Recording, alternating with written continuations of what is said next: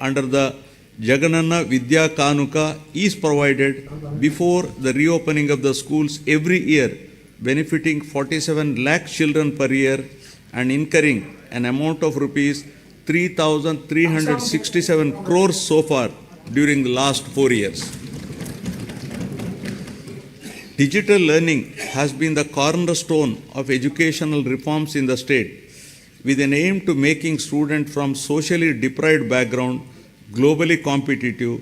My government has distributed 9,52,925 tabs with preloaded Byju's content of classes 8 to 9 and to 8th class students with an expenditure of rupees 1,306 crores. In order to achieve enhanced learning outcomes, my government is installing 62,000 interactive screens in classrooms for classes 6 to 12 and 45,000 smart TVs in primary schools with an expenditure of rupees 838 crore. The content shared by Byju and the e-content prepared by SCERT Andhra Pradesh is being utilized for ensuring more effective learning among students. My government has introduced extensive curricular reforms in the school education.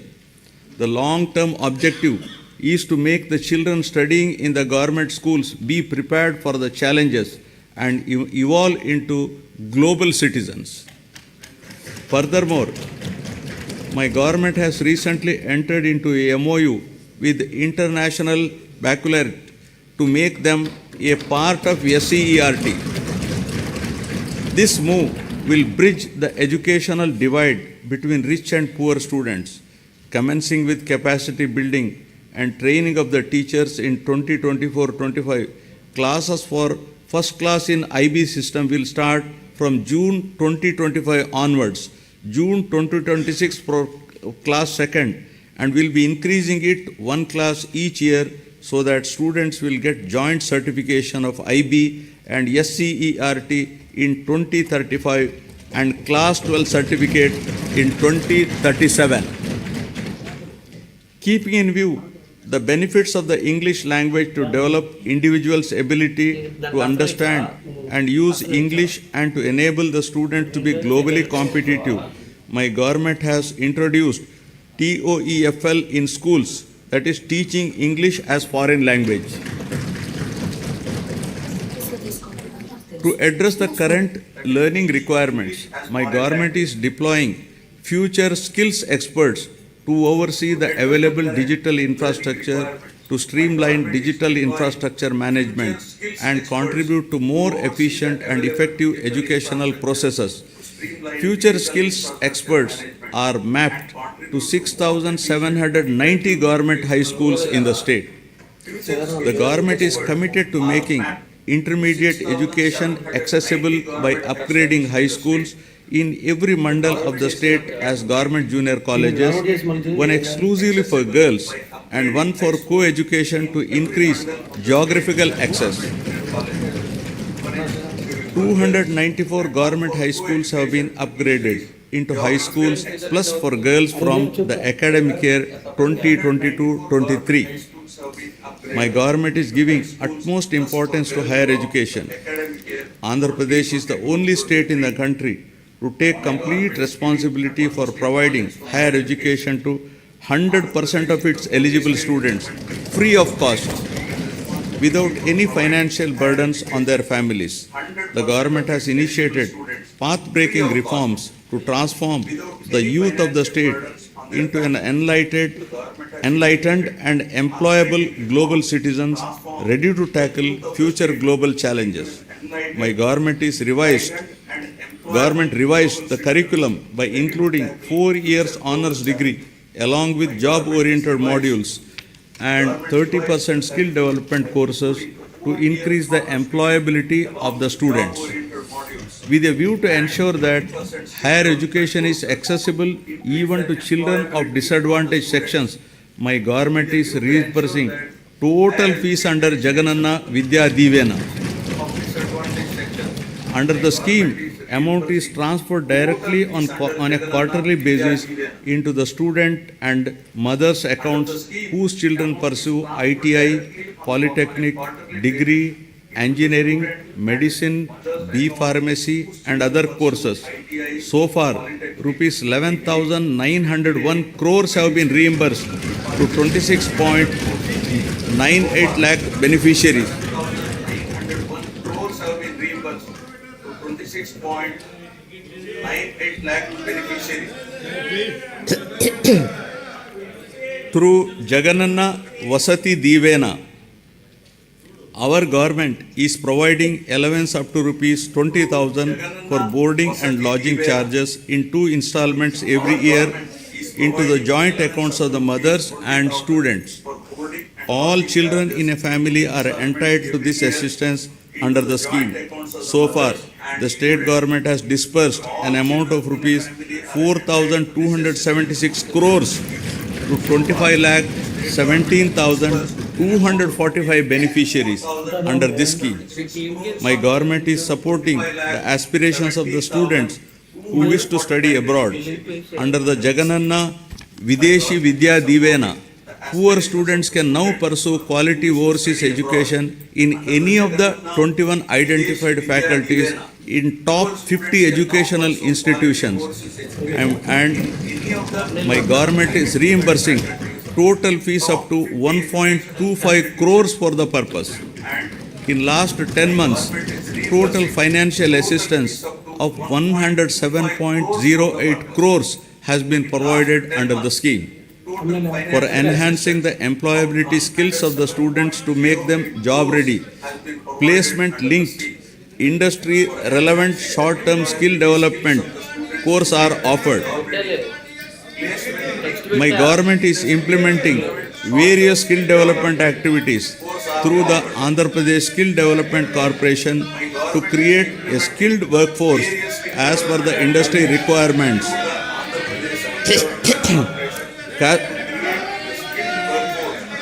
Cascading skill ecosystem, an integrated and holistic framework has been created in the state to nurture the talent of Andhra Pradesh youth and fulfill the skills manpower needs of all stakeholders in line with dynamic industrial advancement. We are also taking steps to fill up 3,295 vacant teaching posts in 18 universities. Our government has signed a MOU with edX, an internationally renowned online education platform. The understanding is that EDX will provide 2,000 courses in emerging areas and advanced technologies. 12 lakh students of Andhra Pradesh will have access to these courses at no cost. These courses are prepared by the world's best universities such as MIT, Stanford, Oxford, Cambridge, etc. Each of our students will get at least one certification from these world's best universities. Due to the sustained efforts put in place by the government, the improvement in the education-related indicators such as enrollments, school dropouts, and out-of-school children has been substantial, leading to improved levels in Goal 4 pertaining to quality education of the Sustainable Development Goals. Now, aspiring healthy Andhra Pradesh. The quality of healthcare system and services in the society that define governance is considered as critical factor for Human Development Index. Healthcare is a very important factor to determine the physical and mental well-being of the people and is recognized as a great contributor to the state's economy. My government has completely revamped the medical infrastructure and medical education in the state. Maternal health care, child health care, and family health care services are ensured through 10,132 Dr. YSR Village Health Clinics, 1,142 primary health centers, 177 community health centers, 53 area hospitals, 9 district hospitals, 3 specialty hospitals, and 3 civil dispensaries under ABVVP 11 teaching hospitals, and 15 specialty hospitals under medical education. Apart from these, 542 UPHCs are facilitating health access to the urban population of the state. Through the Nadu Nedu program, government is revamping the existing health infrastructure and putting in place a robust decentralized public healthcare infrastructure for strengthening primary, secondary and tertiary healthcare infrastructure in the state. Besides strengthening the existing 11 medical colleges in the state, the government has embarked on construction of 17 new medical colleges with nursing colleges, 5 multi-speciality hospitals in tribal areas. We have recently inaugurated super speciality hospital, cancer hospital and Institute of Mental Health at Kadapa and Kidney Research Center at Palasa. During the last 3 years, concerted efforts have been made to increase human resources in medical and health sector by filling up the existing vacancies. 53,126 medical personnel are recruited under this mission. A medical recruitment board has been created to fill the vacancies as and when they arise. Medical recruitment board has been created to fill the vacancies as and when they arise. Or I have some throat irritation. Under the innovative unique health initiative of the state, family doctor scheme, doctor program, PHCs were reorganized to ensure 2 PHCs in each mandal or 1 PHC and 1 CHC. This is a new chapter in preventive care. Each PHC is provided with 2 doctors and 12 other paramedical staff to ensure better quality of preventive health care. The family doctor, along with health team, visit the secretariats, map to them, and ensure that the same village is visited at least twice a month. They also visit Anganwadi centers to conduct antenatal and postnatal checkup. Under the family doctor program, 3.03 crore OP services, of which 1.32 crore unique patient services were provided so far to the rural people at their own villages. Towards achieving the goal of Jagananna Arogya Suraksha program has been, towards achieving the goal of Arogya Andhra Pradesh, Jagananna Arogya Suraksha program has been launched, under which the CHOs, ANMs visit households in rural and urban areas and conduct tests at their houses. Health camps are also organized by specialists in all villages, wards, covering 1 village secretariat in every mandal and every ward secretariat in urban local bodies. To act as a lifeline during emergencies and provide medical assistance to the public, 1,704 vehicles have been made available for 104 and 108 ambulance services with an expenditure of rupees 1,208 crores and ensured that every PHC has at least one 104 vehicle. Under Dr. YSR Arogyeshri scheme, which aims to achieve universal health coverage in the state, is designed to cover the health benefits to all the eligible 1.48 crore BPL families of the state with an annual income up to rupees 5 lakhs, with no premium collected from the beneficiaries, and with the state being the entire expenditure of treatment, state bearing the entire expenditure treatment. The limit under this scheme has been enhanced recently to rupees 25 lakhs. Under the scheme, 2,315 empaneled network hospitals perform 3,257 procedures, including high-end procedures like bilateral cochlear implant surgery and treatment for cancer without any ceiling limit. Since 2019, about 36 lakhs patients have been benefited under YSR Arogya Shri, and the cumulative expenditure incurred under works out to rupees 12,150 crores. With a view to provide post-procedural sustenance allowance to the patient undergoing treatment under Arogya Shri, an amount at rupees 225 per day, subject to a maximum of rupees 5,000 per month under YSR Arogya Asara scheme, will be provided for as many days as prescribed by the doctor. Due to the number of innovative initiatives put in place by my government, there has been noteworthy improvement on the health and nutrition related indicators under Goal 3 of the Sustainable Development Indicator. Now about farmers, a backbone of Andhra Pradesh. With about 62% of the population still depending on agriculture and allied sectors, the GSDP contribution from this sector is as high as 36% compared to 18% at the national level. My government has been supporting the farmers in every possible way to lift them from distress and make farming profitable.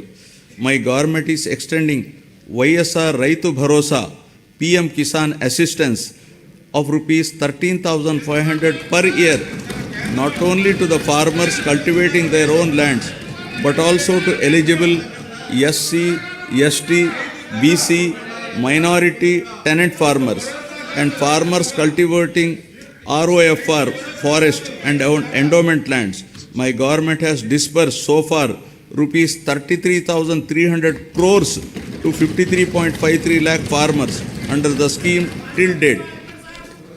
Our government has established 10,778 Dr. YSR Raitu Bharosa Kendralu, which have effectively evolved as one-stop centers to meet farmers' needs, right from supply of seed to sale of crop in their village itself.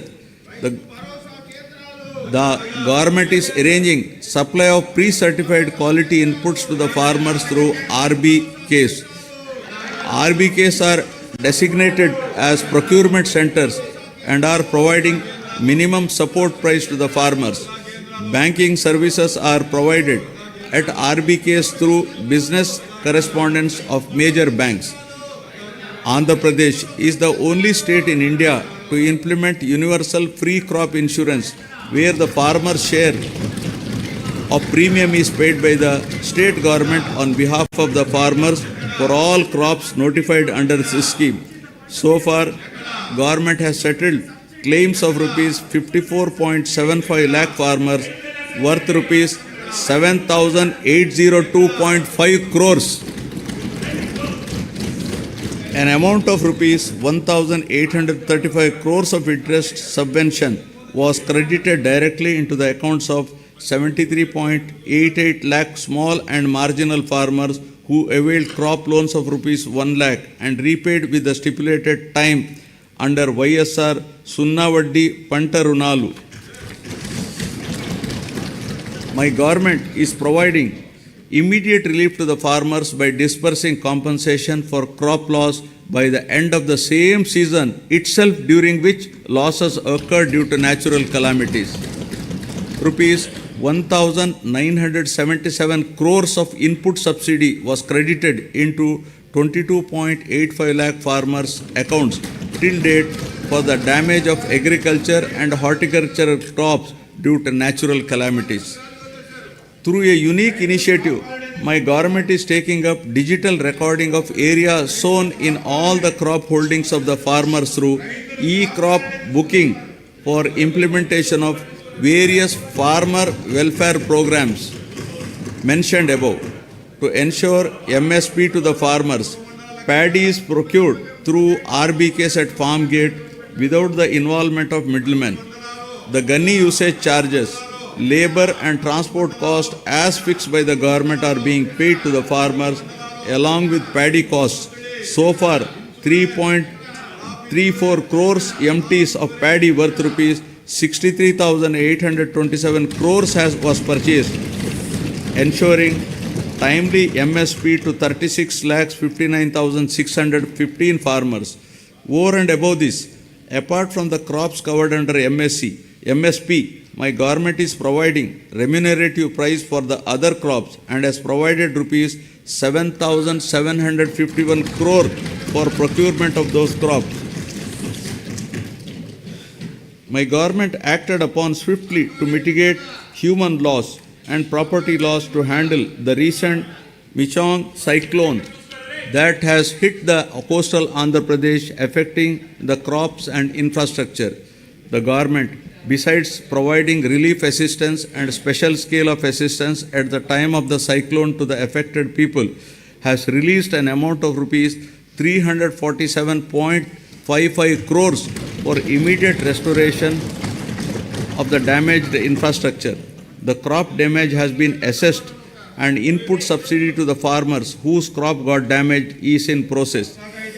The government has identified horticulture sector as one of the growth engines that drives agricultural economy, increasing the production, productivity and quality of various horticulture crops coupled with value chain development and marketing linkages for better price realization are some of the key strategies intended to help in increasing net returns. An area of 5,83,240 hectares has been brought under horticultural crops in the last 4 years, duly diversifying the crops by replacing less remunerative crops like upland paddy, tobacco, sugarcane, casorena, eucalyptus, etc. Andhra Pradesh is the first state to announce MSc for horticulture crops, that is banana, turmeric, onion, sweet orange, chilies, over and above the coverage of GOI. Government has so Andhra Pradesh is the largest producer of fruits in the country, contributing 15.6% of the total country's fruit production. The state ranks first in productivity of oil palm, papaya, lime, coconut, cocoa, tomato, chilies, and second in mango, sweet orange, cashew, and turmeric in India. Andhra Pradesh state stands at second place in the country after Gujarat in micro irrigation implementation. So far, an area of 35.85 lakh acres has been covered under micro irrigation in all the 26 districts in the state since inception, benefiting 12.74 lakh farmers. Over the years, livestock sector is known to offer consistent income even in adverse seasonal conditions. The state takes pride in the country for housing world-renowned livestock breeds like Ongole and Punganur cattle, Nellore sheep, and Asil poultry. My government has put in place several initiatives to increase the income of farmers through productivity enhancement of animals, ensure remunerative prices to the livestock products, and make the fodder resources available to the farmers. The state stands first in egg production, fourth in meat production, and fifth in milk production in the country during 2022-23. Andhra Pradesh stands first in the total fish production in the country with 30% share and contributes 31% to seafood exports value of the country. The Government of India has awarded Andhra Pradesh as the best marine state for the year 2022-23. About 2.12 lakh hectares of area is brought under aquaculture and producing more than 75% of the cultured shrimp in the country, making Andhra Pradesh state as the aqua hub of India. With an avowed aim of welfare and development of fishermen families, the government has enhanced the ban relief paid during the marine fishing ban period under YSR Matsyakara Bharosa to rupees 10,000. So far, our government has disbursed an amount of rupees 540 crores directly into the bank accounts of 2,43,394 eligible beneficiaries.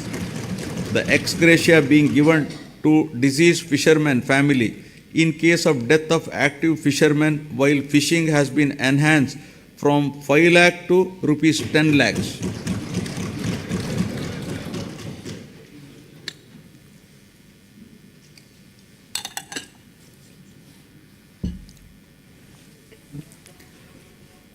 The state government has increased the subsidy on diesel oil from rupees 6.03 to rupees 9 per litre, covering 20,034 fishing boats incurring an amount of rupees 128.27 crores so far. The government has also spent rupees 3,186.36 crores so far to benefit 61,682 aqua farmers towards power tariff concessions. 35 integrated aqua labs are being established across the state with an expenditure of rupees 50.30 crores to ensure quality aqua products. Development of mother and child and women empowerment. Andhra Pradesh is committed to focus on empowering women and use their capabilities in the state building process in a more effective way, ensuring them of proper health, nutrition, and hygienic ambience. The state is also committed to improving child health care and nutritional intake for enabling them to become better citizens by promoting social, emotional, cognitive development of the child through Anganwadi services. The services are being provided through 55,607 main and mini Anganwadi centers in Andhra Pradesh. To address malnutrition and anemia, YSR Sampurna Poshana Plus in tribal sub-plan mandals and YSR Sampurna Poshana in plain areas is being implemented by the state government.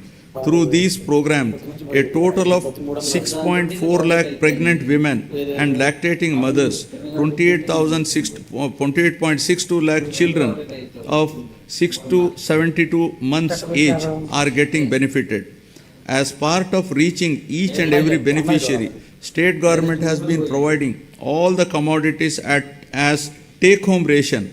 A significant investment of rupees 6,688 crores has been made under these schemes, positively impacting 35.70 lakh beneficiaries. My government has procured and distributed rupees 21,082 crore worth of growth monitoring devices to all the Anganwadi centers in the financial year 2023-24 to improve nutrition and reduce the risk of inadequate nutrition and for early detection of growth disorder. For safe transport of mothers and their newborns from government hospitals to their homes post-delivery, my government has procured 500 Talli Bidda express vehicles costing rupees 71 crores. This initiative has benefited 3,27,289 mothers with a view to improve and reinforce the women empowerment efforts and strengthen the economic development of the poor SHG women in both rural and urban areas. My government has been implementing the YSR Asara program. The objective of the scheme is to reimburse the entire bank outstanding loan amount as on 11/4/2019 directly to the group savings account of the SHG women in 4 installments. So far, 7,98,395 SHGs consisting of 78.84 lakh women got the benefit of an amount of rupees 25,571 crores over a period of 4 years. The growth of SHG bank linkage in the state of Andhra Pradesh is phenomenal. AP state stood in the first position in the country with 30% national share with 99.83% recovery under SHG bank linkage program with yearly bank linkage disbursement of about around rupees 30,000 crores in both rural and urban areas. With an intention to encourage better repayment culture, economic empowerment, and to reduce interest burden on the rural and urban self-help group members on their bank loans, my government has been implementing the YSR Sunna Vaddi scheme. So far, an amount of rupees 4,969.05 crores was dispersed to 9,76,119 SHGs in 4 installments. YSR Cheyuta is yet another important scheme specifically targeted towards the welfare of the women in the state. It is a unique welfare program to extend financial assistance of rupees 75,000 in 4 years continuously at the rate of rupees 18,750 per annum to the same poor women belonging to SC, ST, BC and minorities in the age group of 45 to 60 years towards livelihood purposes. Through this scheme, nearly 26 lakh families will be engaged in the vibrant livelihoods by utilizing the direct assistance of rupees 18,750 every year and by raising additional finance through linkage and Stri Nidhi. So far, an amount of rupees 14,129 crores has been dispersed to 26.39 lakh beneficiaries. Fourth installment for rupees 5,064 crores will be dispersed in this month itself. The state government is extending financial assistance of rupees 75,000 under YSR Kapu Nestam in 5 years at the rate of rupees 15,000 per year to the same women in the age group of 45 to 60 years belonging to Kapu, Balija, Telaga and Ontari communities towards livelihood purposes. So far, an amount of rupees 2,029 crores has been dispersed directly into the bank accounts of 3,57,844 eligible beneficiaries under the scheme. Aiming towards financial empowerment of women belonging to economically backward classes, the state government has launched YSR EBC Nestam and providing financial assistance of rupees 15,000 per year to the same women in the age group of 45 to 60 years. So far, the government has dispersed an amount of 1,257.04 crores directly into the bank accounts of 4,39,068 eligible women beneficiaries. My government accords top priority for safety and security of women. As part of the safety of women, 1.46 crore citizens have been downloaded the Disha app and 3,040 cases based on the complaints received through this app have been registered.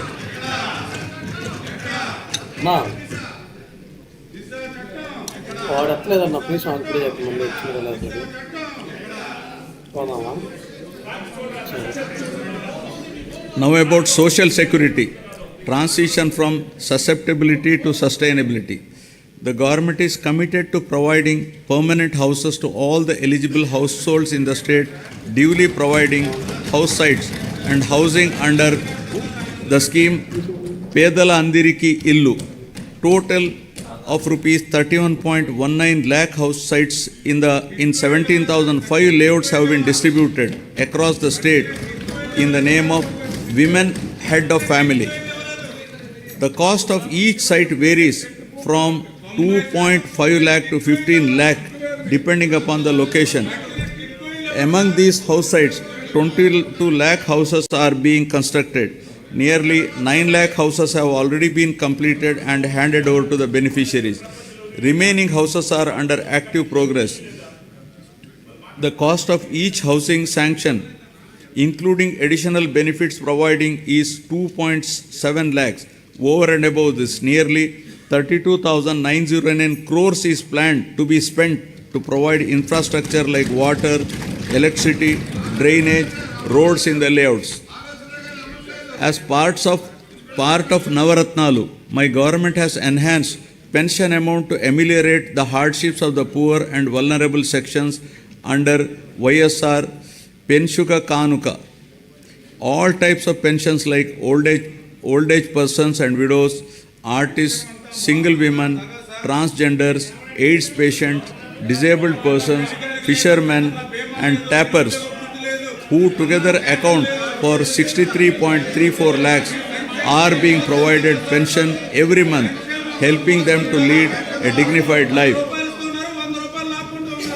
My government has recently enhanced the pension amount from rupees 2,750 to rupees 3,000 from 1st January 2024. With this enhancement, the monthly pension budget has risen to 1,961 crores, with the annual commitment nearly working out to rupees 23,476 crores. So far, an amount of rupees 86,692 crores have been dispersed to 66.3 lakh beneficiaries.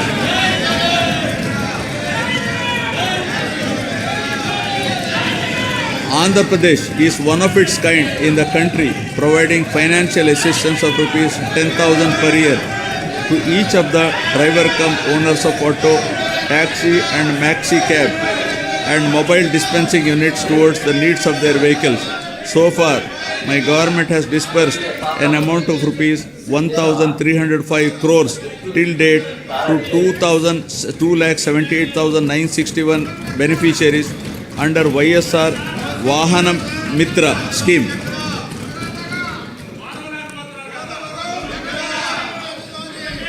To handhold and to make weavers' families owning a loom self-sustainable, my government is providing financial assistance of rupees 24,000 per year under the YSR Netana Nestam. So far, the state government has disbursed an amount of rupees 983 crores to 81,783 beneficiaries under this scheme. My government is providing a monthly stipend of rupees 30,000 for every 6 months for a period of 3 years to the junior advocates who started their career practice newly and who have not completed 30 years of age. During 2023, an amount of rupees 11.83 crore was distributed, benefiting 2,564 eligible junior advocates under YSR Law Nestam. Under Jagananna Chedodu, our government is extending financial assistance of rupees 10,000 per annum to Rajakas, Nai Brahmins and tailors who own shops. So far, an amount of rupees 1,268 crores has been disbursed directly into the bank accounts of rupees 3.40 lakh beneficiaries.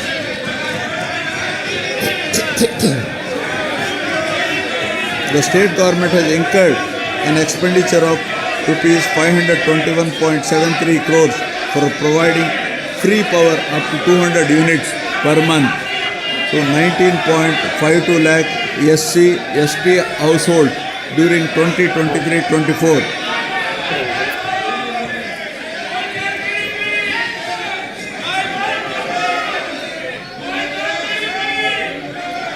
Under the scheme Jagananna Todu, interest-free loans up to rupees 10,000 are provided to petty traders, street vendors and the artisans engaged in traditional handicrafts.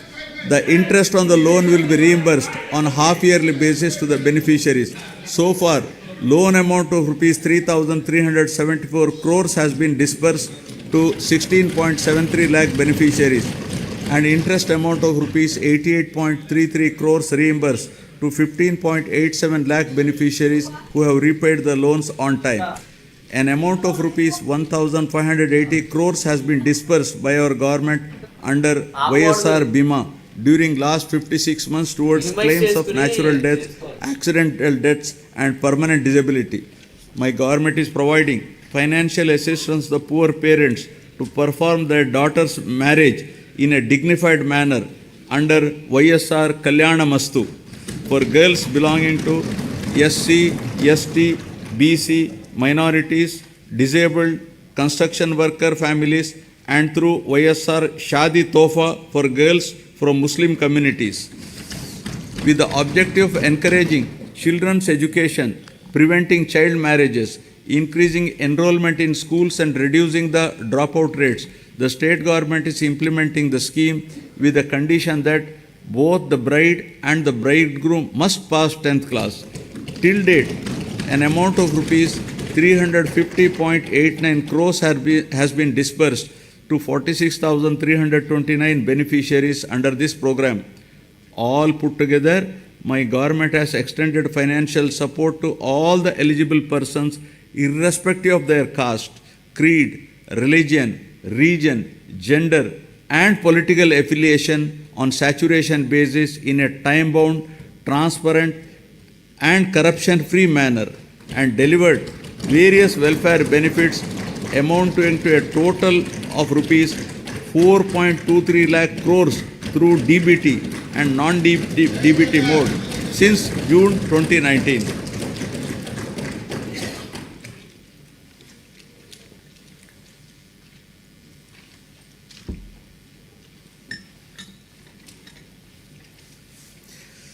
Now, ease of living, rural and urban infrastructure and sanitation. Andhra Pradesh has been a leader in implementation of Mahatma Gandhi Rural Employment Guarantee Scheme and always stood in the top 3 places in the country in generation of person days with an average of 25 crore person days. A length of 53,481 kilometers of road works comprising of new connectivity, improvement, repairs pertaining to national highways, state highways, district roads and rural roads have been taken up in the state.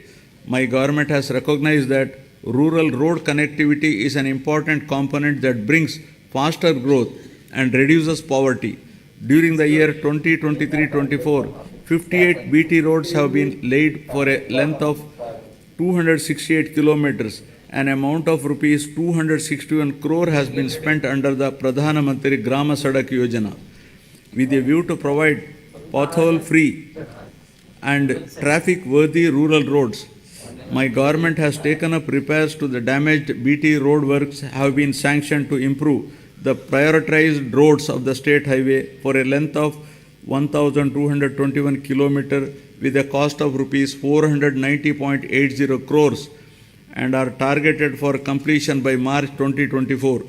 1,877 damaged BT roads covering a length of 4,635 kilometers at an estimated cost of 1,121.85 crore has been identified to make them pothole free and traffic worthy. The works are in progress in different stages.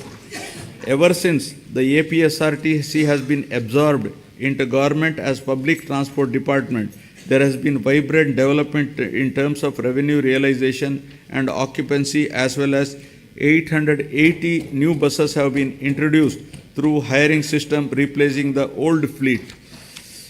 Water supply improvement schemes are being taken up in urban local bodies from time to time to improve per capita water supply on par with national standards.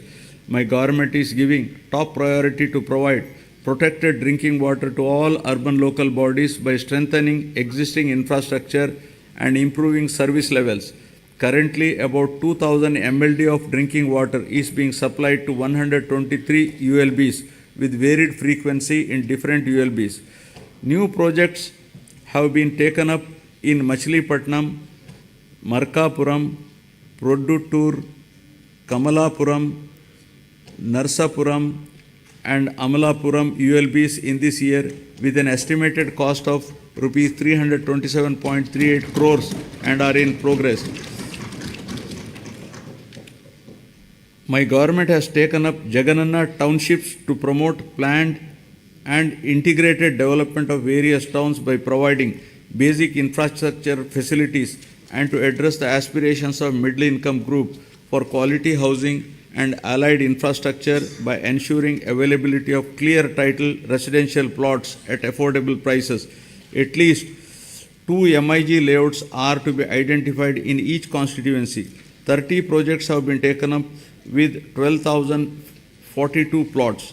emphasizing the need to manage the process of urbanization and growth of cities. The Union government has outlined the importance of developing cities and preparing a roadmap for achieving the same. As part of the larger process to develop cities under the initiative, Vishakhapatnam has been identified on pilot basis as one of the 4 city regions in the country and shall be developed as a growth hub. The Swachh Sankalpam, Clean Andhra Pradesh, intended to achieve litter-free, garbage-free, visually clean villages and to promote sustainable sanitation practices in rural Andhra Pradesh is being given priority. Efforts are to ensure 100% ODF sustenance in the villages. My government is committed to complete the Polavaram project, giving highest priority and regarding the project as lifeline of Andhra Pradesh.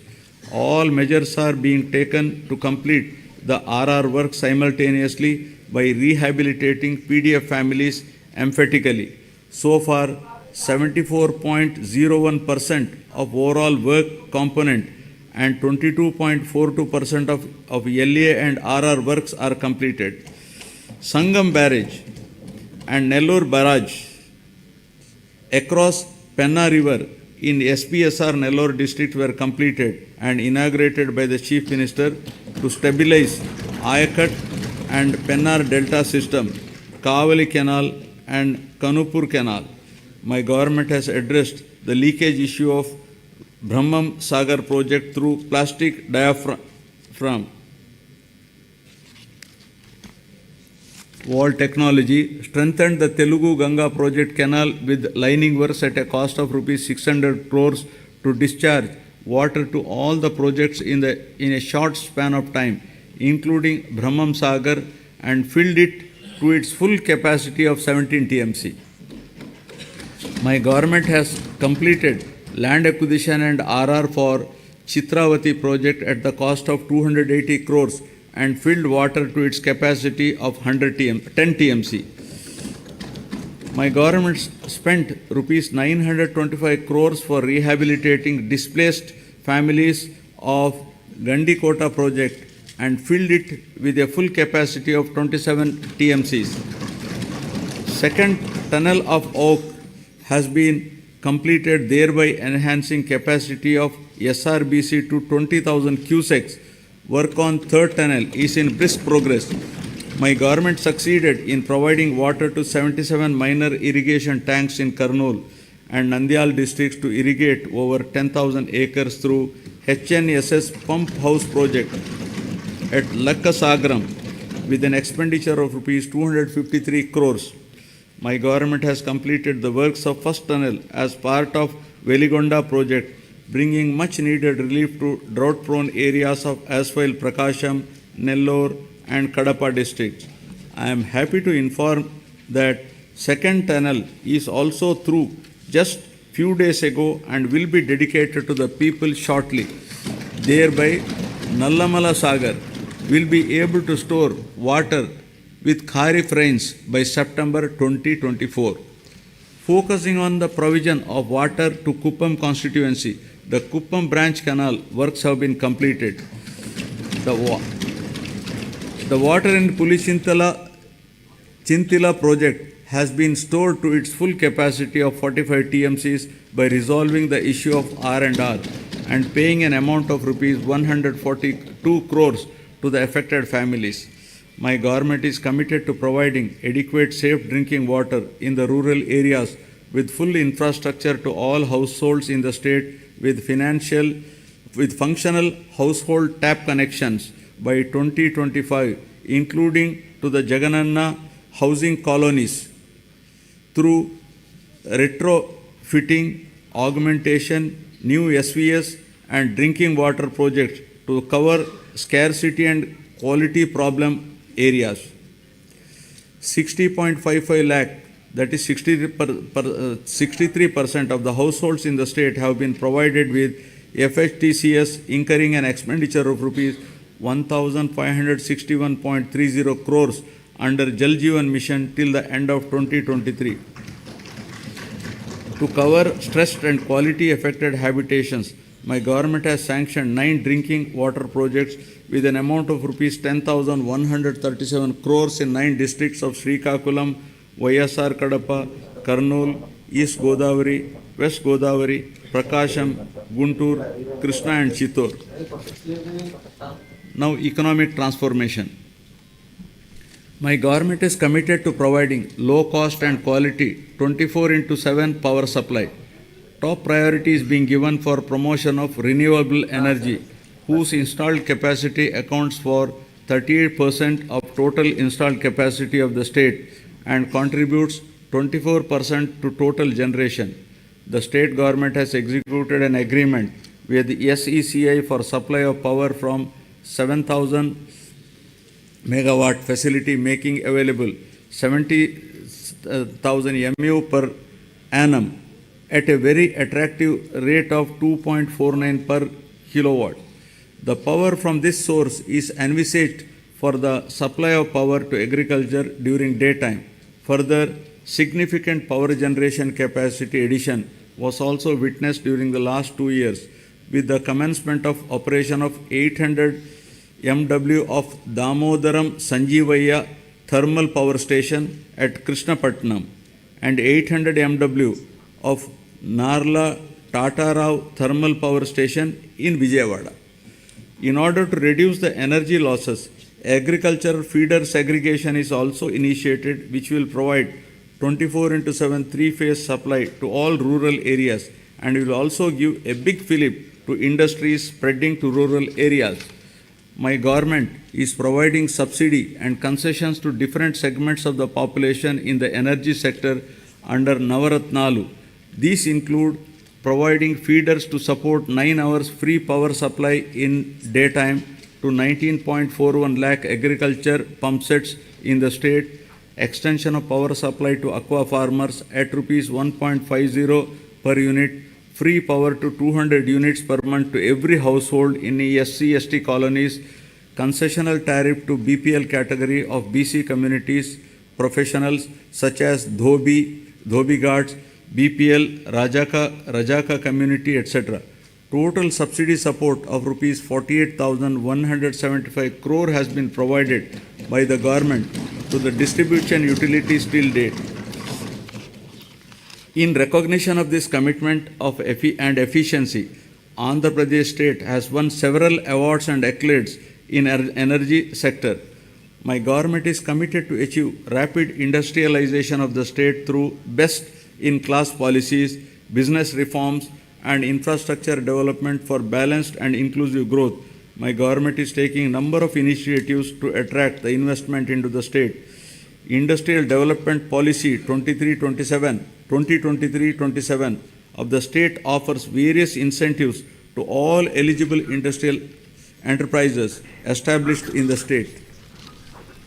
During the Global Investment Summit in Visakhapatnam during March 23, 386 memorandums of understanding were signed with different investors offering investment over 13.11 lakh crores and committed employment to 6,07,388 persons. With the initiative taken by our government in the last 56 months, over 311 large and mega industries have been established, providing employment to more than 1.30 lakh people. My government consistently ranked number 1 in ease of doing business for 3 consecutive years. We have also received numerous prestigious awards. YSR Jagan Mega Industrial Hub is being developed over an extent of 3,155 acre near Koparthi node in VCIC. This industrial hub will act as multi-product mega industrial park with best-in-class infrastructure facilities. It is likely to attract an investment of rupees 25,000 crore with a potential to generate employment for 75,000 persons. The entire Koparthi region is being made conducive for industrial development by providing adequate industrial water supply through a 46 MLD water supply project. The Visakhapatnam Chennai Bangalore Industrial Corridor and Hyderabad and Bangalore Industrial Corridor will not only promote industries but also create substantial urban infrastructure and contribute for the overall economic development of the state. The Vishakhapatnam node and Yerpedu Sri Kalahasti node, among the 5 nodes identified under the VCIC corridor, have been prioritized for making initial investments. The VCIC attracts about 1 lakh crores additional investment and generates additional employment to the tune of 110 lakh persons. The corridor is expected to contribute to 5% of the national GDP and has potential to increase GDP in the corridor by 6 times.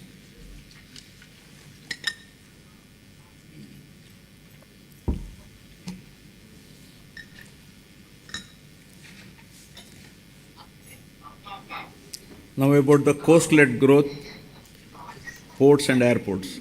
The huge coastline of India has immense untapped potential to spur growth and positioning it as a maritime trade power.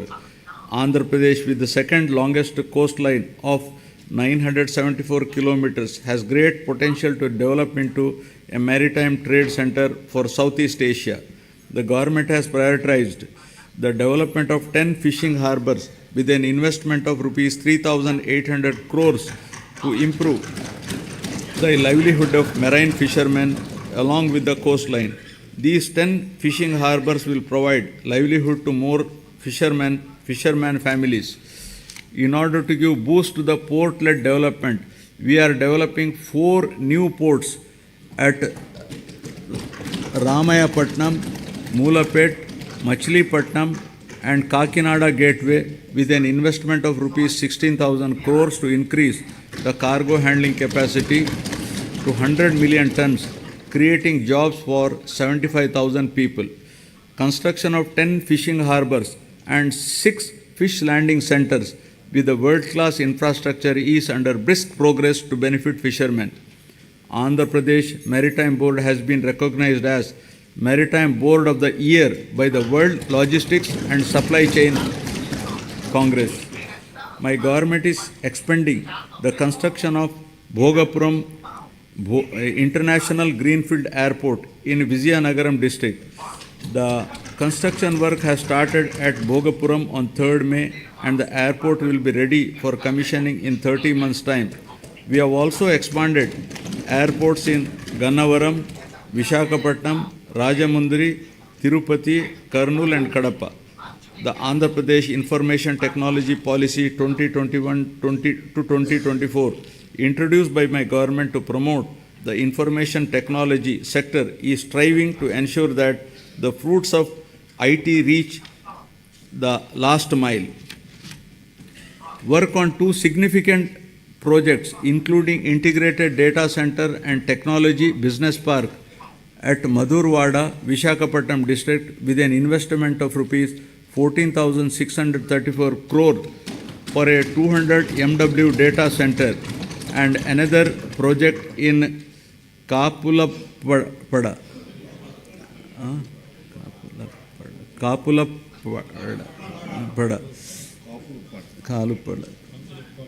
Bhimunipatnam, Vishakhapatnam district, involving an investment of rupees 7,220 crore for a 100 MW data center has started.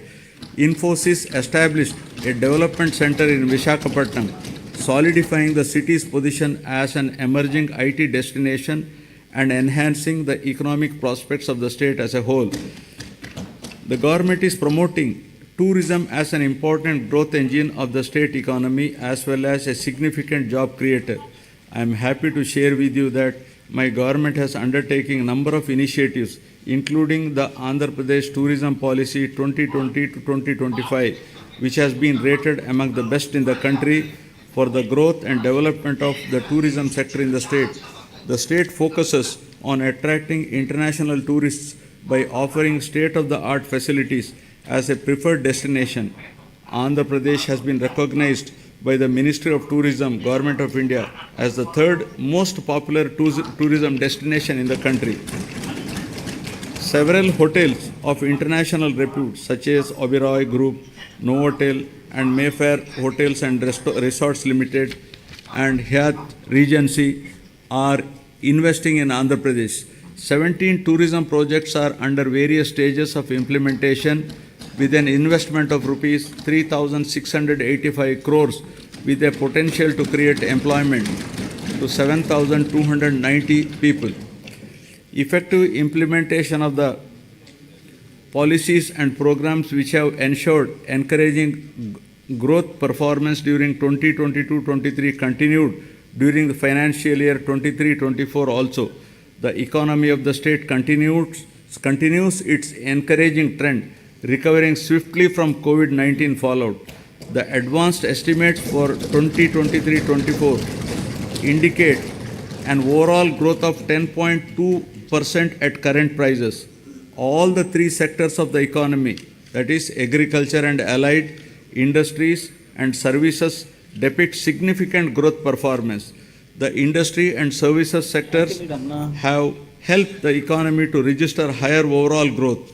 The per capita income of Andhra Pradesh at current prices has moved up from 2,19,519 in 2022-23 to 2,42,479 in 2023-24, demonstrating an impressive growth rate of 10.43%.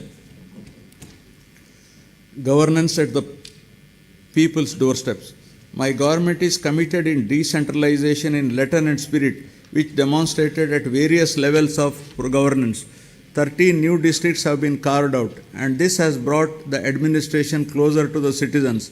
Urban and rural administration is closer to the people than ever before, with establishment of 15,004 village and ward secretariats. In all, 1.35 lakh employees have been recruited and placed in each secretariat, catering to the needs of every 2,000 citizens. In addition, 2.6 lakhs volunteers have been recruited all over the state to deliver government services to the beneficiaries at their doorstep. Through this secretariat system, the entire public service delivery mechanism has undergone a phenomenal change. Till date, 9.84 crore transactions have been successfully completed by utilizing 540 plus services of various government departments in a time-bound manner. Jagan Suraksha, an innovative program, was conducted successfully, in which the government distributed around 1 crore certificates, including caste, income, marriage, pension cards, Arogya Shri cards, and death certificates at the people's doorstep.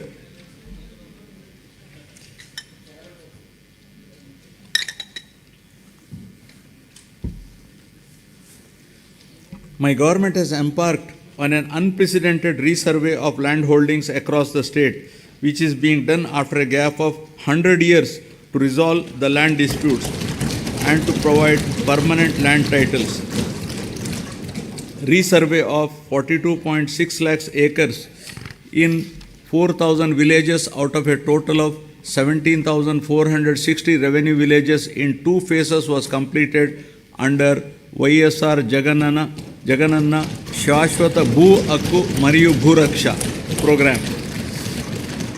This facilitated 17.53 lakh farmers to receive permanent title deeds, resolve 4.8 lakh mutations, and make 10,021 lakh new subdivisions. Resurvey work in third phase, 2,000 villages, is going on at a brisk pace. Distribution of land to the poor and provision of full rights on the lands would benefit 20,24,709 landless poor people across the state to an extent of 35,44,866 acres of land. My government is keen to ensure that welfare and development schemes reach beneficiaries at their doorsteps transparently and satisfactorily. If any services are not reaching the people, the government takes immediate steps to rectify this under the Gadapa Gadapaku Mana Prabhutvam program. Public representatives visited every household explaining the welfare and developmental initiatives taken up by the government and simultaneously took prompt action in resolving the issues raised by the people. Works worth not less than rupees 20 lakhs were sanctioned for each village ward secretariat after identifying the gaps in the infrastructure and other requirements. Now I will be concluding. I would like to conclude my speech with the words of Mahatma Gandhi, who said, and I quote, "Progress of a society should be determined by the state of the most vulnerable and weakest ones. People who are farthest from the frontiers of development are to be brought up to the level of the others for real development," unquote. All the development and welfare measures put in place for the welfare of the poorest, most vulnerable, underprivileged, and remotest are exactly on these lines, and there is every need to continue the development momentum till the future generations enjoy its fruits perennially. I am hopeful that people's cooperation and strong support will continue in future also for continuing the development momentum. Jai Hind. Jai Hind.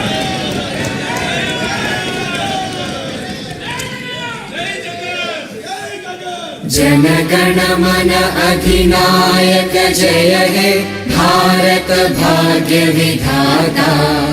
Punjab Sindh Gujarat Maratha Dravid Utkal बंगा, विंध्य हिमाचल यमुना गंगा उच्चल जलधि तरंगा। तव शुभ नामे जागे, तव शुभ आशीष मांगे, गाहे तव जय गाथा। जन गण मंगलदायक जय हे भारत भाग्य विधाता। जय हे जय हे जय हे, जय जय जय जय हे।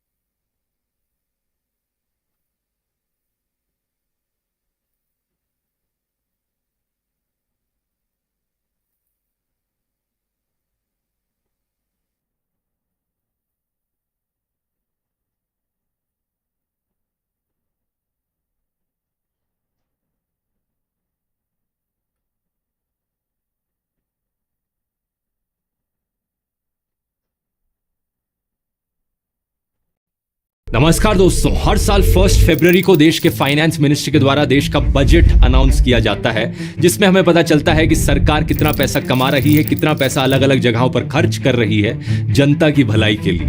हमेशा की तरह इस साल भी 1 फरवरी को फाइनेंस मिनिस्टर निर्मला सीतारमण ने यूनियन बजट 2024 प्रेजेंट किया, लेकिन फर्क ये था इस साल का बजट एक इंटरिम बजट था। I commend the interim budget to this August House. जय हिंद। यानी कि एक टेम्पररी बजट जो पूरे साल के लिए बस एस्टिमेट्स देगा। ऐसा इसलिए क्योंकि इस साल लोकसभा की इलेक्शंस हैं। जब इलेक्शंस के बाद नई सरकार बनेगी तो फुल बजट जुलाई के महीने में प्रेजेंट किया जाएगा। जब भी इलेक्शन ईयर होता है यही किया जाता है, लेकिन इसका मतलब ये नहीं कि इंटरिम बजट जरूरी नहीं है। अगले कुछ महीनों तक सरकार कैसे पैसे खर्च करेगी इसी से ही पता चलेगा, और एक ओवरऑल स्ट्रैटेजी और डायरेक्शन भी पता चलती है हमें इससे सरकार की। इसलिए आइए आज के इस वीडियो में समझते हैं क्या है इस नए बजट में आपके लिए, आम जनता के लिए, और पिछले बजट्स में जो वादे किए गए थे, जो खर्चे किए गए थे, वो कितने पूरे हुए और क्या उनका रिजल्ट निकला।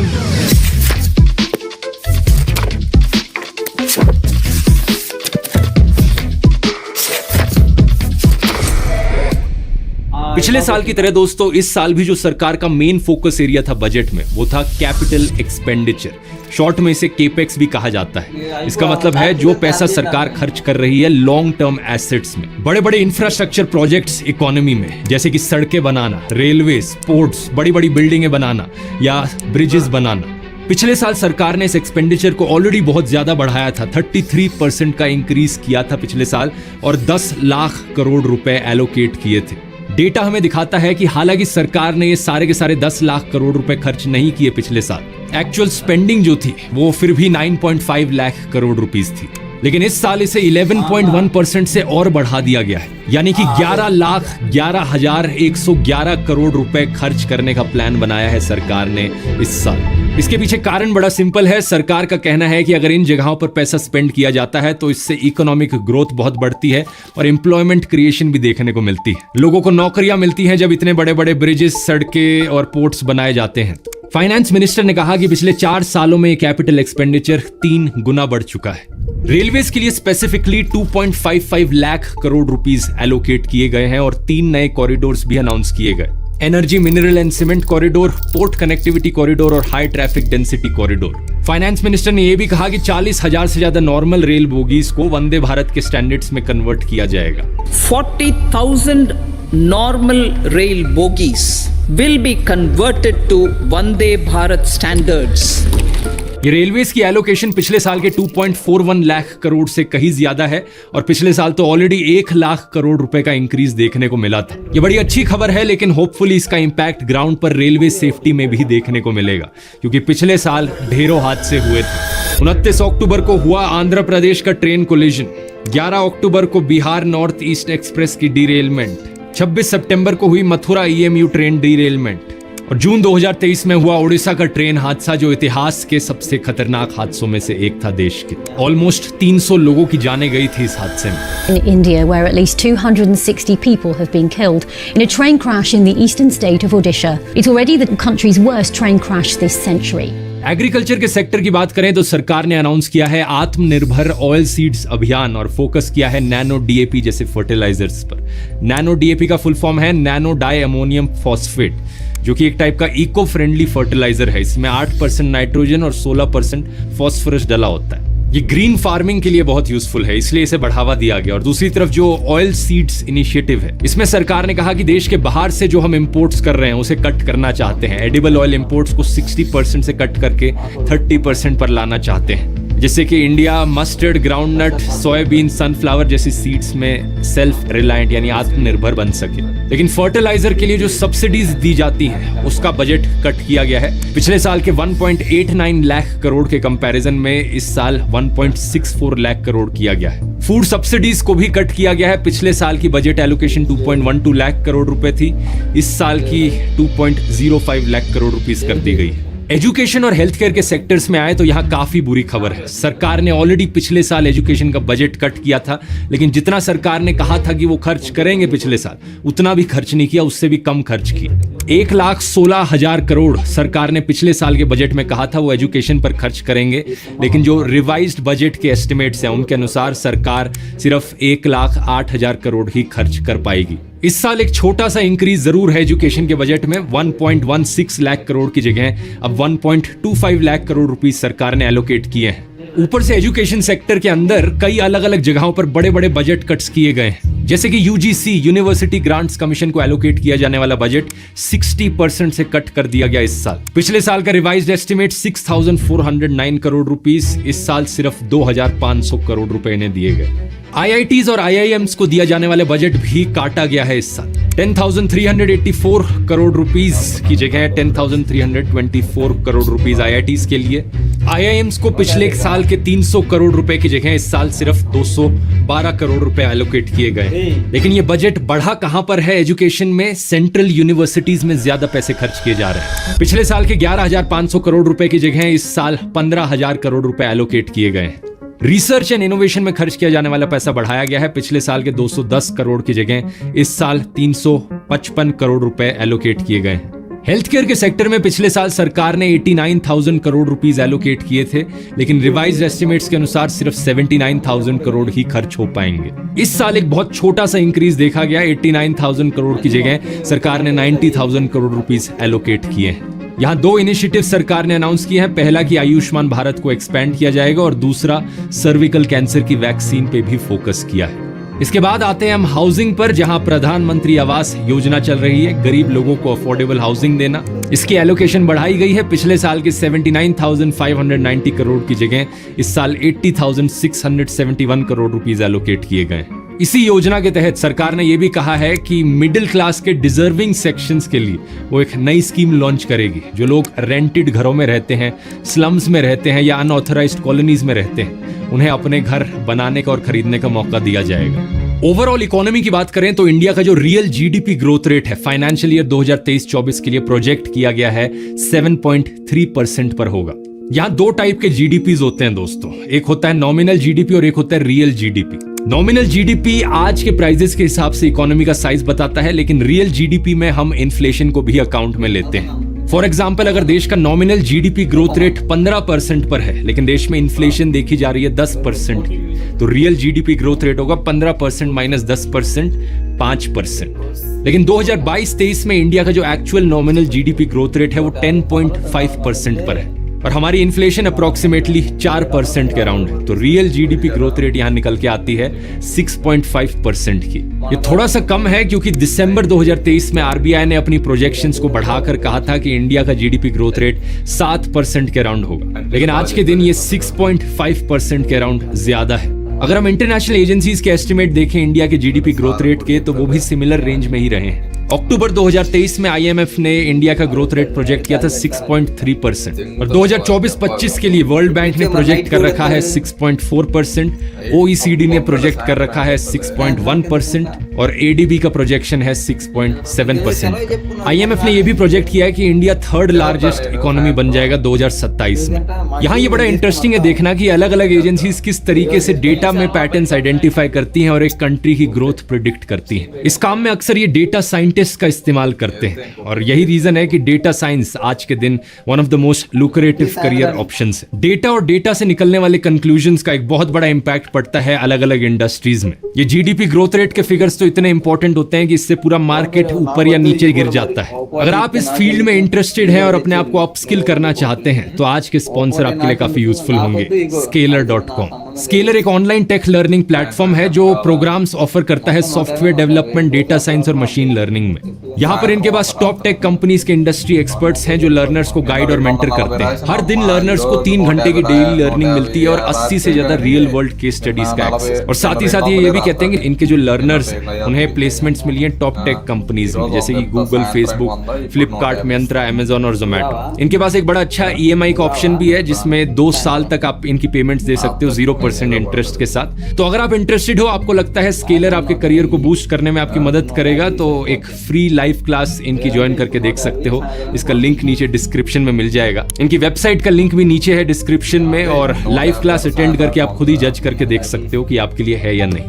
अब वीडियो पर वापस आते हैं। फिर आते हैं दोस्तों इस बजट के दूसरे सबसे बड़े फोकस एरिया पर, जो कि है फिस्कल डेफिसिट को कम करना।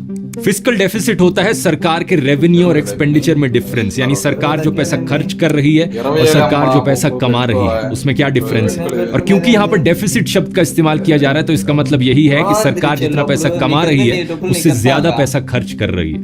इस साल के लिए इंडिया का फिस्कल डेफिसिट एस्टिमेट किया गया है 17.86 लाख करोड़ का, लेकिन हम फिस्कल डेफिसिट को usually as a percentage of GDP करके देखते हैं। पिछले साल सरकार ने टारगेट रखा था कि ये 5.9% ऑफ जीडीपी होना चाहिए इस साल, और रिवाइज्ड एस्टिमेट्स हमें दिखाते हैं कि सरकार ने ना सिर्फ अपना टारगेट अचीव किया बल्कि ये उससे भी कम पर ले आए 5.8% पर। इस साल के बजट में 2024-25 के लिए फिस्कल डेफिसिट का टारगेट रखा गया है 5.1% ऑफ जीडीपी। ये और भी कम है जो कि अच्छी चीज है। इनफैक्ट सरकार ने 2003 में एक एक्ट पास किया था, fiscal responsibility and budget management act of 2003। इस एक्ट के अनुसार सरकार का टारगेट होना चाहिए फिस्कल डेफिसिट को सिर्फ 3% ऑफ नॉमिनल जीडीपी रखा जाए, लेकिन तब से लेकर अब तक सिर्फ एक ही साल रहा है बीच में 2007-8 के अराउंड जहां पर सरकार इस टारगेट को मीट कर पाई थी। अभी पिछले कुछ सालों से सरकार धीरे धीरे इसे कम किए जा रही है ताकि उस रेंज के अराउंड लाया जा सके और फाइनेंशियल ईयर 2026 के लिए 4.5% का टारगेट रखा गया है। सरकार जितना भी पैसा कमाती है उसका करीब 1/3 पैसा सिर्फ इंटरेस्ट सर्विसिंग पर खर्च किया जाता है। इंटरेस्ट सर्विसिंग का मतलब है जो कर्ज सरकार के ऊपर है उसकी जो इंटरेस्ट की पेमेंट करी जा रही है। इसमें दोनों डोमेस्टिक और इंटरनेशनल बोरोइंग्स इंक्लूडेड है, चाहे देश के अंदर से पैसा सरकार ने बोरो किया हो या देश के बाहर से सरकार ने पैसा बोरो किया। टोटल में इस साल सरकार 11.9 लाख करोड़ रुपीस इस इंटरेस्ट सर्विसिंग पर खर्च करेगी। ये नंबर पिछले साल के कंपैरिजन में 1.35 लाख करोड़ रुपीस बढ़ चुका है। इस टेबल में आप बड़े बड़े खर्चे देख सकते हो जो इस साल के बजट में सरकार करेगी और इसे कंपेयर किया गया है पिछले साल के रिवाइज्ड बजट एस्टिमेट से। टैक्सेस की बात करी जाए तो आम लोगों के लिए यहाँ पर कुछ नहीं है इस बजट में, क्योंकि पिछले साल के कंपैरिजन में कुछ नहीं बदला है, इनकम टैक्स के स्लैब्स वही हैं। लेकिन इंटरेस्टिंग चीज यहाँ पर यह भी है देखनी कि सरकार सबसे ज्यादा किन टैक्सेस के पैसों से पैसा कमाती है। बजट डॉक्यूमेंट्स हमें दिखाते हैं कि फाइनेंशियल ईयर 2025 में सरकार 19% अपना पैसा कमाएगी इनकम टैक्स से आने वाले पैसे से। दूसरे नंबर पर है जीएसटी, 18% सरकार के पास पैसा जीएसटी के टैक्सेस से आएगा और फिर आता है कॉर्पोरेट टैक्स 17% पर। यानी कि सरकार की कमाई में अगर सबसे बड़ा कंट्रीब्यूशन किसी का है तो वो है इनकम टैक्स पेयर्स का और जीएसटी पे करने वाले लोगों का। और कंपनीज के द्वारा जो कॉर्पोरेट टैक्स का पैसा दिया जाता है उसका कंट्रीब्यूशन इसके बाद में आता है। हालांकि इन सबसे भी बड़ा कमाई का जरिया सरकार के लिए अभी भी बोरोइंग ही है, पैसा बोरो करना, जो कि 28% पर है। फाइनेंस मिनिस्टर ने इस बजट के लिए टैगलाइन रखी है विकसित भारत बाय 2047, यानी कि इन्होंने वादा किया है इंडिया को एक डेवलप्ड कंट्री बना देंगे 2047 तक, और ये भी कहा है 2030 तक इंडिया एक $7 ट्रिलियन की इकोनॉमी बन जाएगा। As per a latest report by the Finance Ministry, the Indian economy can, of course, hit that and it can aspire to hit that $7 trillion mark by 2030. सुनने में बड़ा अच्छा लगता है, लेकिन असलियत तब पता चलती है जब इन वादों को आप कंपेयर करोगे पिछले सालों में किए गए वादों से। 2019 की नीति आयोग की मीटिंग में प्रधानमंत्री मोदी ने कहा था कि वो इंडिया को $5 ट्रिलियन इकोनॉमी बना देंगे 2024 तक। 2024 आ चुका है, $5 ट्रिलियन इकोनॉमी तो छोड़ो, इंडिया $4 ट्रिलियन इकोनॉमी भी अभी नहीं बना है। करंट स्टेटस इंडिया का है $3.7 ट्रिलियन इकोनॉमी। अब सरकार चाहती तो अपनी $5 ट्रिलियन वाली इकोनॉमी की एक नई डेडलाइन दे सकती थी कि चलो 2024 तक नहीं हुआ लेकिन हम 2026 तक कर लेंगे, 27 तक कर लेंगे। लेकिन फिर लोगों को याद आ जाता, अरे $5 ट्रिलियन इकोनॉमी की इन्होंने पहले भी बात करी थी। तो सरकार ने सोचा कि इस नंबर को एक स्टेप और आगे बढ़ा और अब $7 ट्रिलियन इकोनॉमी का प्रॉमिस करो 2030 तक। वैसे मैं यहाँ ये भी याद दिलाना चाहूंगा कि 2017-18 के अराउंड न्यू इंडिया 2022 की बात करी जाती थी। 2022 में इंडिया के 75 ईयर्स ऑफ इंडिपेंडेंस कंप्लीट हुए थे, तो सरकार ने उसे एक डेडलाइन बनाया था और प्रधानमंत्री मोदी ने वादा किया था कि हर इंसान को, हर देशवासी को एक घर मिलेगा रहने के लिए 2022 तक। और 2022 में जब हिंदुस्तान की आजादी के 75 साल होंगे, इस देश का कोई परिवार ऐसा न हो कि जिसके पास खुद का घर न हो, ऐसा हिंदुस्तान बनाने का सपना। साथ ही साथ ये भी कहा गया था कि 2022 तक फार्मर्स इनकम डबल हो जाएगी और बुलेट ट्रेन भी इंडिया में आ जाएगी उस साल। ये डेडलाइन भी 2 साल से पेंडिंग है और अब देखना जब एक्चुअली में $5 ट्रिलियन इकोनॉमी इंडिया बन जाएगा, जो कि नो डाउट बनेगा किसी ना किसी दिन, तो क्योंकि जीडीपी ग्रोथ तो हो ही रहा है, फिर देखना इसे कैसे एक नई अचीवमेंट के तौर पर दिखाया जाएगा। फाइनेंस मिनिस्टर ने बजट में 4 मेन सेक्शंस ऑफ सोसाइटी पर भी फोकस किया। गरीब लोग, महिलाएं, युवा और अन्नदाता यानी किसान। इन्होंने कहा कि इनकी वेलफेयर सरकार की हाईएस्ट प्रायोरिटी है। जब ये प्रोग्रेस करेंगे तभी देश प्रोग्रेस करेगा। बिल्कुल सही बात है, लेकिन असलियत यहां पर यह है कि इंडिया की हंगर इंडेक्स में रैंकिंग नीचे गिरती जा रही है। आज के दिन इंडिया की रैंकिंग 111 आउट ऑफ 125 है हंगर इंडेक्स में, यानी इतनी भुखमरी देश में देखने को मिलती है। यूथ अनएम्प्लॉयमेंट 45% पर है एजेस 20 to 24 के बीच में। औरतों का लेबर पार्टिसिपेशन इंडिया की वर्कफोर्स में पिछले कई सालों से नीचे गिरते जा रहा है। 2005 में ये 32% हुआ करता था, 2021 में ये सिर्फ 19% पर था। और यहाँ पर मिडिल क्लास की मुश्किलें भी और बढ़ रही हैं। इस चार्ट को देखिए जरा। ये चार्ट दिखाता है कि 2016 और 2021 के बीच में हाउस होल्ड इनकम इंडिया में कितने लोगों का बढ़ा और कितने लोगों का कम हुआ। जो रिचेस्ट 20% लोग हैं देश के, उनका तो इनकम बहुत अच्छे से बढ़ा है, 40% से बढ़ा उनका इनकम। और अपर मिडिल क्लास जो आती है उन्हें भी थोड़ा बहुत फायदा देखने को मिला, लेकिन जो एक्चुअल मिडिल क्लास है, लोअर मिडिल क्लास है और गरीब लोग हैं देश के, उन्हें पिछले कई सालों में नुकसान ही देखने को मिला है। उनका जो इनकम है वो नीचे ही गया है और सबसे बुरा असर यहाँ पर पुअरेस्ट 20% लोगों को देखने को मिला। ये डेटा हमें दिया इंडिया कंज्यूमर इकोनॉमी 360 सर्वे ने। अनफॉर्चुनेट चीज ये है कि ऐसे डेटा को एक्सेस करना देश में मुश्किल होते जा रहा है दिन प्रतिदिन, क्योंकि सरकार सिंपली अनकंफर्टेबल डेटा को डिस्क्लोज ही नहीं करती पब्लिक के सामने। इस चार्ट के भी नीचे लिखा हुआ है, official public data on Indian income and consumption inequality has become very hard और impossible to be obtained in recent years.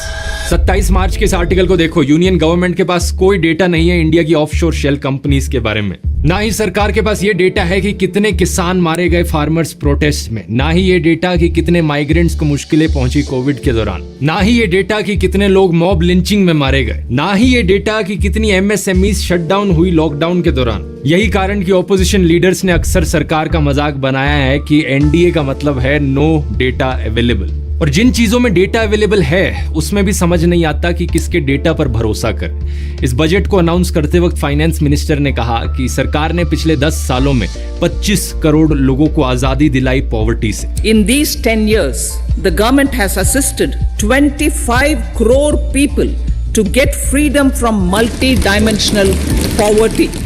लेकिन पिछले साल दिसंबर में अमित शाह ने कहा था कि मोदी सरकार ने 60 करोड़ लोगों को पॉवर्टी से बाहर निकाला। तो ये 25 करोड़ वाला नंबर सही है या ये 60 करोड़ वाला नंबर सही है, पता नहीं। एनीवेज, बजट पर वापस आए तो ये थी इस साल के इंटरिम बजट की पूरी कहानी। बाकी हमें पता चलेगा जब फुल बजट आएगा जुलाई के महीने में। ट्रेलर को चेकआउट करने का लिंक नीचे डिस्क्रिप्शन में मिल जाएगा। इतने अगर वीडियो पसंद आया तो अब ये वाला वीडियो आप जाकर देख सकते हो, जो कि इन्फ्लेशन के ऊपर है, जिसमें मैंने बताया है कि इन्फ्लेशन एक अच्छी चीज होती है या बुरी चीज होती है। इन्फ्लेशन अगर अच्छी चीज नहीं है तो क्या डिफ्लेशन एक अच्छी चीज है? इस पूरे इकोनॉमिक कॉन्सेप्ट को आप समझ सकते हैं यहाँ क्लिक करके। बहुत बहुत धन्यवाद।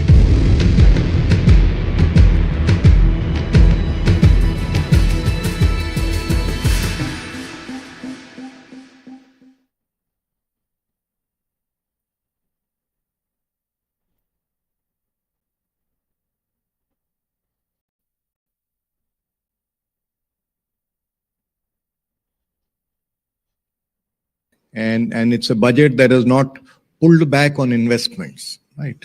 So that's number one. Number two is very happy to see the focus on enhanced public expenditure on capex, because that is productive capacity for the nation, as also helping to create employment right way.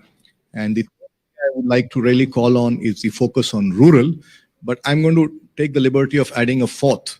You see, a lot of reform also needs to translate to the last mile, that's at the state level. And that is where plenty of opportunity is there today.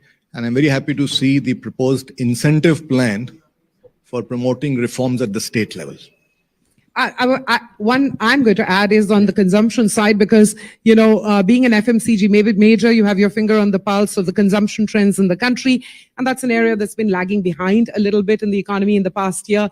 So some triggers, some levers that you see in the tone of the budget speech, or we're going to have to wait till July? I think all of the directions that are being set for higher growth trajectory, opportunities for employment, opportunities for rural to scale up, all these, of course, should over a period of time lead to enhanced consumption. So at the end of the day, it's the economic progress that will lead to consumption. Right. And I think all these levers over a period of time should add to consumption, Kitty, definitely. Purita Kumar Sinha, you know, when the minister started, you know, her speech, she said there is a need to focus on 4 major groups. That's what the budget aims to do: the poor, women, youth, and farmers. If this was the focus, was there enough in the budget to support and back all of these key critical components of our population? Well, first of all, this being an interim budget, we can't expect a lot of detail spend on each of these segments. But I think the vision and the continuity that we're going to keep supporting women in particular, youth, farmers, and then the poor is, reassuring that vision hasn't changed. And these are the segments, in fact, that do need the attention of the government. The urban population is doing quite well. And, you know, we've seen the affluent India getting more affluent, especially the stock markets have added to wealth. And so it's the segments of the population that don't have access to the capital markets. That's where the emphasis has been, whether it's for loans, whether it's for subsidies, whether it's for incentives. And that is what the government actually should be doing. You know, Mr. Goenka, one of the really interesting areas was this 1 lakh crore 1 lakh crore. fund. It's for startups across the board. And, you know, the terms are very easy. I mean, the repayment schedule is very, very easy. That is at the core of the government's Atmanirbharta push, right? You Yes, welcome of course. that? I think we have been talking for quite some time on how do we promote R&D and investment in new things. And government cannot just give away things. And this is almost like free. If you're giving money with 50 year of interest-free return, it's almost like giving away free. And I would certainly hope that this is going to, first of all, we'll have to see how it gets implemented, because this is just an overall intent right now. But it will probably get divided into different sectors and different departments of the government and state and central. But I think this is going to really help in private sector to come into R&D in some ways. And in my opinion, that's one of the things that's lacking in India today, where private sector is not investing enough. So that will be a very good thing to do. And overall, I would say that this is certainly a budget of confidence. The government is showing that it's very happy with what it has done, what it has led to, and how we need to continue with the same things rather than bringing lots of new ideas and new initiatives. Utmost propriety as well. Given that it's an interim budget, it's really stuck to the technicalities of what an interim budget has to deliver. No big bang announcements, but, you know, hopes always run high. Mr. Vachani, before the budget itself, you refer to the fact that there was actually a really nice move, particularly for the space that you are involved in, Dixon Technologies. Just take a minute to flesh out what happened yesterday and what the impact of that really is. It was a pre-budget move by the government. Yeah, absolutely. I think it was very significant move, especially for all of us in the mobile phone manufacturing industry. So as you know, there were a lot of duty cuts which were announced, custom duty cuts. And these are basically on account of mechanicals and display and a lot of other components. So I think what this actually does is, one, it improves the competitiveness of the companies in the domestic sector. In a way, it also improves the global competitiveness, because if you come to think about it, while the whole idea is that we don't export our taxes and duties, but eventually our tier 2 and tier 3 suppliers do not get a refund of these taxes or duties. So they, we tend to pass it on. So I think with the duties coming down gradually, I think this definitely improves our global competitiveness. And I think most importantly, it also promotes the ease of doing business. Because what was happening was that there were a lot of classification issues with, these duty structures, different slabs. I think what the government has done, what the Honorable Finance Minister has done, is to kind of reduce the number of slabs. So that, removes all sort of ambiguities. So I think all in all, a very positive step. And I think the target that we have for ourselves in the industry is of an export of $100 billion worth of exports of mobile phones in the next 5 years. And I think we are definitely inching closer to that. And these steps are definitely very positive in that direction. It's interesting what you were saying, Manvi, that, she stuck to a clear path. It wasn't, there weren't very many political announcements. One would have thought there would have been a large number of political slogans ahead of the election. But in fact, the only one which caught sort of my ear was when she said previously social justice was mostly a political slogan. All right. Apart from that, it was a short sort of budget speech. There wasn't very much over there. But one of the areas she did focus on, sir, and I'd like you to talk about it, the Skill India mission. We were in fact discussing it even yesterday. Which the government says has resulted in 1.4 crore youth being trained. This is essential for us to take advantage of our demographic dividend, right? Young people, reskilling, upskilling. Are these numbers encouraging, or does a lot more need to be done, even in the interim period? Well, I would say the numbers are indeed encouraging. And of course, in a large country, we have a large youth, and that's our demographic advantage. So it will be a journey. So there will always be more opportunity there, definitely. But the numbers are encouraging. I think what is also encouraging is the number of very good institutions that have been set up. And the Honorable Finance Minister alluded to many of those, a few of those, I would not say all of them, a few of those. So I think all in all, very encouraging. And what is very encouraging also is that, there's continued focus. Ultimately, a journey, and we need to build it up step by step, and in each step, see how we can increase the pace. And that's what's happening. And therefore, I would say very encouraging. Ms. Silla, another key point which I noticed she did, of course, speak about the economy doing well. The average real income of people has increased by 50%. That's a very, very major statement. It's not necessarily all that visible, but statistically, it seems to be backed by the government or endorsed by the government. Yeah, that actually, we haven't seen that number being calculated in the past. So it was interesting to hear that. Part of it is, of course, just in India, every year, because of inflation, the wages go up 8 to 10%. But she said real income. She said real income. I'm not sure if real income has really gone up 50% unless you take in the. It's certainly going to keep us all busy over the next few days. Yeah, I think you have to take into account investment income. Perhaps if you add that, then maybe real income has gone up, but it couldn't just be from wages. And then, of course, maybe perhaps in the lower segment of the economy, like the farmers and the rural areas, also, I think incomes haven't gone up that much from anecdotally talking to people. So I'm sure there is a calculation there that we haven't seen.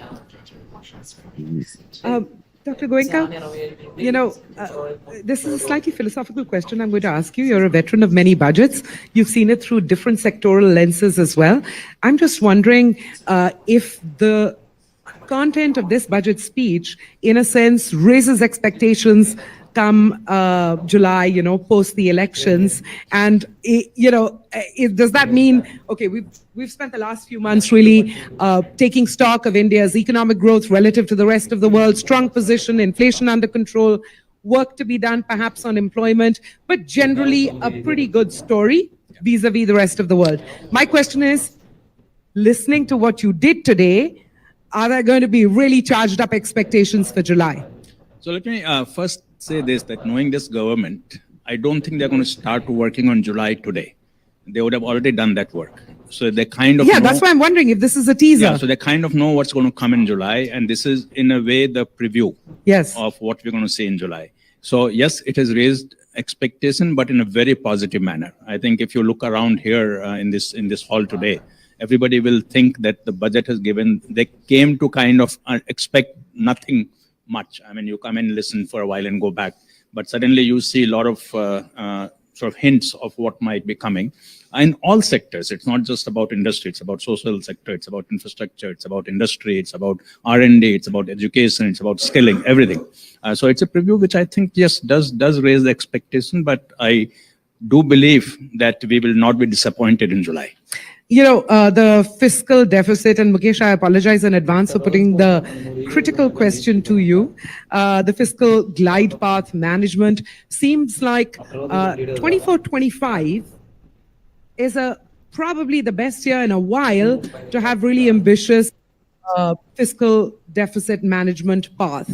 In light of that, are you satisfied with what the finance minister's put out there? So what you said factually for fiscal year 23-24 is correct, but I think you need to give a context. If I look at fiscal prudence, this is a golden period. Yes. You look at where we were immediately in the COVID year 2021 and where we are in 23-24. That's phenomenal.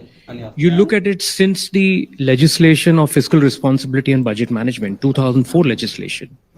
This is a golden period for two reasons. Number one, not just the exact figure that you're talking about, but also that this is revenue as well as expenditure driven.